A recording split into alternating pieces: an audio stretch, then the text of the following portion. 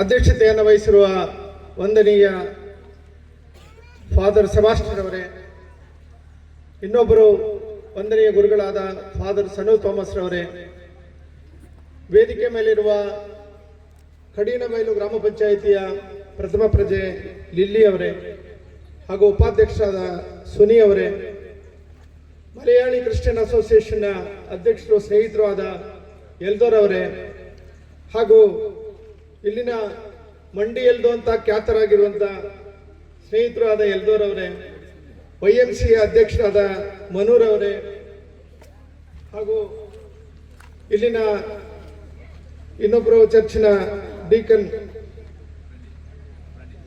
ರೆನಿಲ್ ರವರೇ, ಹಾಗೂ ರಿನ್ಸಿ ಇಲ್ಲಿನ ಯುವ ಸಂಘಟನೆಯ ಮಹಿಳಾ ಘಟಕದ ಅಧ್ಯಕ್ಷರಾದ ರಿನ್ಸಿ ಅವರೇ, ಹಾಗೂ ವೇದಿಕೆ ಮುಂಭಾಗದಲ್ಲಿರುವಂತಹ ಸೆಂಟ್ ಜೋಸೆಫ್ ಚರ್ಚಿನ ಎಲ್ಲ ಈ ಕಾರ್ಯಕ್ರಮದ ಆಯೋಜನೆಯನ್ನು ಮಾಡಿರುವಂತಹ ಎಲ್ಲ ಆತ್ಮೀಯ ಸ್ನೇಹಿತರೆ, ಹಾಗೂ ಎಲ್ಲ ಕ್ರೀಡಾಭಿಮಾನಿಗಳೇ ಮತ್ತು ಕ್ರೀಡಾಪಟುಗಳೇ. ಕ್ರೀಡಾಕೂಟ ಅಂತ ಹೇಳಿದ್ರೆ ಬಹುಶಃ ಸ್ವಲ್ಪ ತಡವಾಗಿನೇ ತಂಡಗಳು ಆಗಮಿಸೋದು, ಎಲ್ಲ ಕಡೆನೂ ಕೂಡ ಅದು ವಾಡಿಕೆ. ಇಲ್ಲೂ ಕೂಡ ಬಹುಶಃ ಹಂಗೆ ಅಂತ ನನಗೆ ಅನಿಸ್ತಾ ಇದೆ. ತುಂಬಾ ಸಂತೋಷ ಮತ್ತು ಸಂಭ್ರಮದ ಉತ್ಸಾಹದ ಒಂದು ಕಾರ್ಯಕ್ರಮ ಅಂತ ನಾನು ಹೇಳಲಿಕ್ಕೆ ಇಷ್ಟಪಡ್ತಾ ಇದ್ದೇನೆ. ಅಂತರ್ ಚರ್ಚ್ಗಳ ಮಟ್ಟದಲ್ಲಿ ಯುವಕರನ್ನ ಒಂದುಗೂಡಿಸುವಂತ ಒಂದು ಒಳ್ಳೆಯ ಕಾರ್ಯಕ್ರಮವನ್ನ ವಾಲಿಬಾಲ್ ಕ್ರೀಡಾಕೂಟದ ಮುಖಾಂತರ ಆಯೋಜನೆ ಮಾಡಿದ್ದಾರೆ. ತಮಗೆ ವಿಶೇಷವಾದ ಅಭಿನಂದನೆಯನ್ನ ಈ ಸಂದರ್ಭದಲ್ಲಿ ನಾನು ಸಲ್ಲಿಸ್ತಾ ಇದ್ದೇನೆ. ನಮಗೆಲ್ಲ ಗೊತ್ತಿದೆ, ನಾವು ಕ್ರೈಸ್ತರು, ಕೇರಳದಿಂದ ಬಂದ ಮೂಲ ಕ್ರೈಸ್ತರು ಸುಮಾರು 2000 ವರ್ಷಗಳ ಇತಿಹಾಸ, ಪರಂಪರೆ, ಸಂಸ್ಕೃತಿ, ಆಚಾರ, ವಿಚಾರ, ರೂಢಿ, ಸಂಪ್ರದಾಯಗಳೆಲ್ಲವನ್ನು ಹೊತ್ಕೊಂಡು ಬಂದವರು. ಅದರಲ್ಲಿ ನಮ್ಮಲ್ಲಿ ಕೂಡ ಅನೇಕ ಪಂಗಡಗಳಿದೆ. ನಾವೆಲ್ಲ ಒಂದೇ ಪಂಗಡದವರಲ್ಲ. ಏನು ಕ್ರೈಸ್ತರು ಬಂದಂತ ಸಂದರ್ಭದಲ್ಲಿ ಪುರಾತನವಾದಂತ ಕ್ರೈಸ್ತರು ನಂತರದಲ್ಲಿ ಅನೇಕ ಕಾರಣಗಳಿಂದ ಬೇರೆ ಬೇರೆ ಆದರು. ನಂತರ ಪೋರ್ಚುಗೀಸರು, ಡಚ್ಚರು, ಫ್ರೆಂಚರು, ಸ್ಪೇನ್ನವರೆಲ್ಲ ಬಂದಾಗ ಇನ್ನೊಂದಷ್ಟು ಜನ 15, 16ನೇ ಶತಮಾನಗಳಲ್ಲಿ ಕೂಡ ಕ್ರೈಸ್ತರಾದರು. ಈ ಎಲ್ಲ ವಿಭಿನ್ನತೆಗಳಿದ್ರೂ ಕೂಡ ಕ್ರೈಸ್ತರು ಅನ್ನುವಂಥ ಒಂದೇ ಹೆಸರಿನಲ್ಲಿ, ಒಂದೇ ನಂಬಿಕೆಯ ಮೇಲೆ ನಾವೆಲ್ಲ ಒಂದೇ. ಹಾಗಾಗಿ ಎಲ್ಲ ಚರ್ಚ್ಗಳನ್ನು ಒಟ್ಟುಗೂಡಿಸುವಂಥದ್ದು, ಎಲ್ಲರನ್ನು ನಾವು ಸಹೋದರಿ ಭಾವನೆಯಿಂದ ನೋಡುವಂಥದ್ದು, ನಮ್ಮಲ್ಲಿ ಪರಸ್ಪರ ಪ್ರೀತಿ, ವಿಶ್ವಾಸ, ಸೌಹಾರ್ದತೆ ಬೆಳೆದಾಗ ಮಾತ್ರ ನಾವೊಂದು ಕ್ರೈಸ್ತ ಸಮಾಜವಾಗಿ ಉಳಿಲಿಕ್ಕೆ ಸಾಧ್ಯ. ಅನೇಕ ವಿವಿಧ ಸಮುದಾಯಗಳು ಒಟ್ಟಾಗಿ ಒಂದು ಸಮಾಜವಾಗಬೇಕು ಅಂದ್ರೆ ನಾವೆಲ್ಲ ಒಟ್ಟಾಗಬೇಕು. ಹಾಗಾಗಿ ನಾವೆಲ್ಲ ಕ್ರೈಸ್ತ ಸಮಾಜ. ಆ ಸಮಾಜದ ಅಡಿಯಲ್ಲಿ ಇವತ್ತು ಈ ಕಾರ್ಯಕ್ರಮ ನಡೀತಾ ಇದೆ. ನಮಗೆಲ್ಲರಿಗೂ ಕೂಡ ತುಂಬಾ ಸಂತೋಷ ಇದೆ ನಿಮ್ಮ ಈ ಕಾರ್ಯಕ್ರಮಕ್ಕೆ.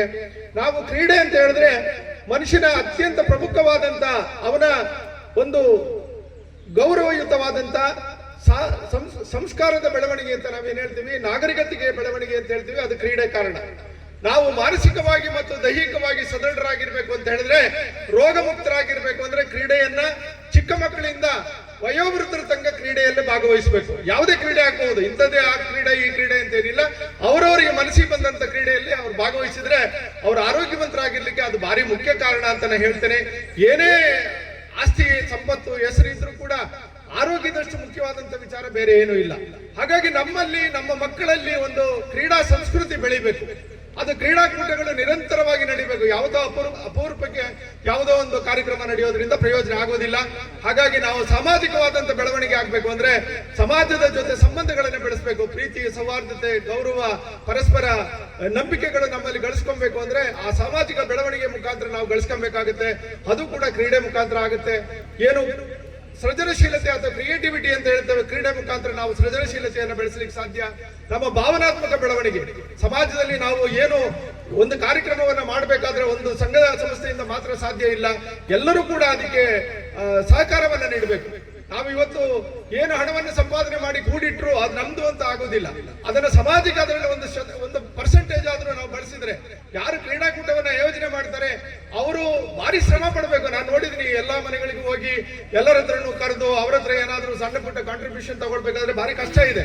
ಹಾಗಾಗಿ ನಾವೆಲ್ಲರೂ ಕೂಡ ಮನಬಿಚ್ಚಿ ಕ್ರೀಡಾಕೂಟಗಳಿಗೆ, ಕಲೆ, ಸಾಹಿತ್ಯ, ಸಾಂಸ್ಕೃತಿಕ ಚಟುವಟಿಕೆಗಳಿಗೆ ಯಾವಾಗ ಹೆಚ್ಚಿನ ಸಹಾಯವನ್ನು ಮಾಡ್ತೀವೋ ಅದು ಸಮಾಜದ ಬೆಳವಣಿಗೆ ಕಾರಣ ಆಗುತ್ತೆ ಅಂತ ಹೇಳಿ ಈ ಕ್ರೀಡಾಕೂಟ ವಿಶೇಷವಾಗಿ ನನಗೆ ವಾಲಿಬಾಲ್ ಗ್ರಾಮೀಣ ಪ್ರದೇಶದ ಯುವಕರ ತುಂಬಾ ಆಸಕ್ತಿದಾಯಕವಾದಂತ ಕ್ರೀಡೆ.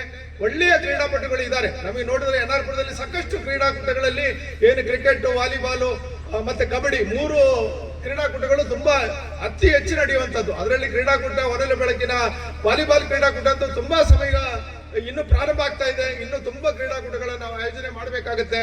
ಆ ನಿಟ್ಟಿನಲ್ಲಿ ನೀವು ಪ್ರಥಮ ವಾಲಿಬಾಲ್ ಅನ್ನ ಇಲ್ಲಿ ಆಯೋಜನೆ ಮಾಡಿದಕ್ಕೆ ನಾನು ವಿಶೇಷವಾಗಿ ಧನ್ಯವಾದವನ್ನು ಸಲ್ಲಿಸಿ, ಈ ಕ್ರೀಡಾಕೂಟವನ್ನ ಉದ್ಘಾಟನೆ ಮಾಡಿ ಸೋಲು ಗೆಲುವನ್ನ ನಾವು ಸ್ಪೋರ್ಟ್ಸ್ ಸ್ಪಿರಿಟ್ ಅಲ್ಲಿ ತಗೊಳ್ಬೇಕು.